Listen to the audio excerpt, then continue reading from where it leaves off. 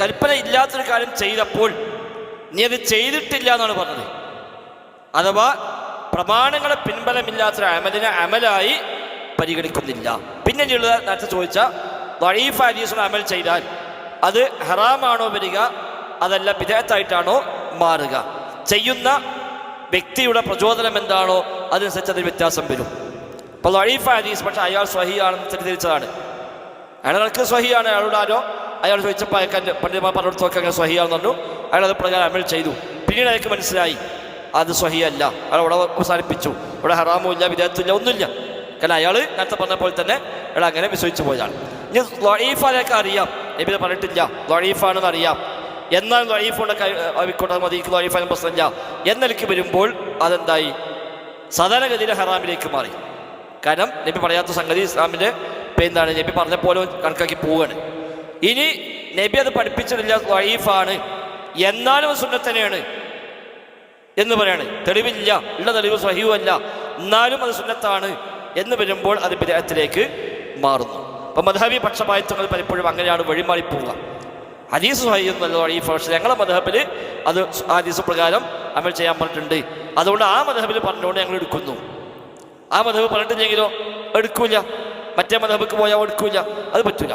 അങ്ങനെ വരുമ്പോൾ അത് ബിദ്അത്തിന്റെ കടത്തിലേക്ക് മാറുകയും ചെയ്യും. അതുകൊണ്ട് എല്ലാത്തിനും ഒരേ ഹുക്കം പറയാൻ പറ്റൂല. മൊത്തത്തിൽ ഒറ്റ ഹുക്കുമൊക്കെ അതിൽ പറയാൻ പറ്റുകയില്ല.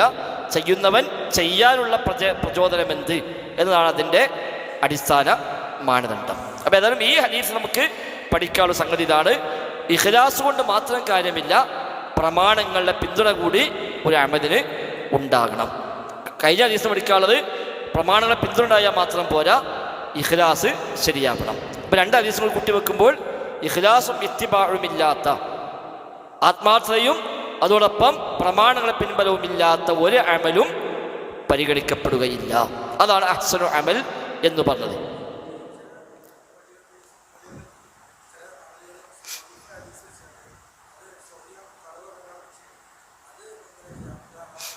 അതെ, ഇതേപോലെ തന്നെ ഇപ്പോൾ ദഈഫ് ഹദീസാണ് എന്നിപ്പോൾ അവർക്കും അറിയാം, എന്നിട്ടും നബി പറഞ്ഞു എന്ന് പറഞ്ഞ അവിടെ ബോർഡിൽ വെച്ചിട്ടുണ്ടാവും, അല്ലെങ്കിൽ ഹദീസ് ഷരീഫ് എന്ന് എഴുതിയേക്കും. അപ്പോൾ ഇത് വായിക്കുന്ന സാധാരണക്കാരെ സംബന്ധിച്ചപ്പോൾ ദഈഫാണോ അല്ലോ എന്ന് അറിയില്ല.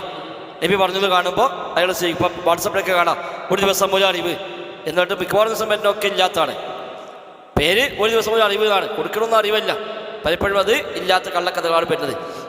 അവിടെയൊക്കെ ഒന്ന് ഏത് സാധാരണക്കാരെ സംബന്ധിച്ചും അത് അന്വേഷിച്ച് ബോധ്യപ്പെടുക എന്നത് അയാൾ ബാധ്യതയാണ്. അത് ഞാൻ നാടനാണ്, എനിക്കിതൊന്നും അറിയില്ല എന്ന് പറയാൻ പറ്റുന്നില്ല.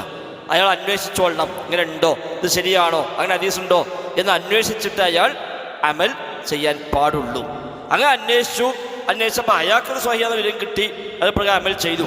യഥാർത്ഥ സ്വഹി ആയിരുന്നില്ല എങ്കിലും അയാൾ കുറ്റക്കാരനല്ല.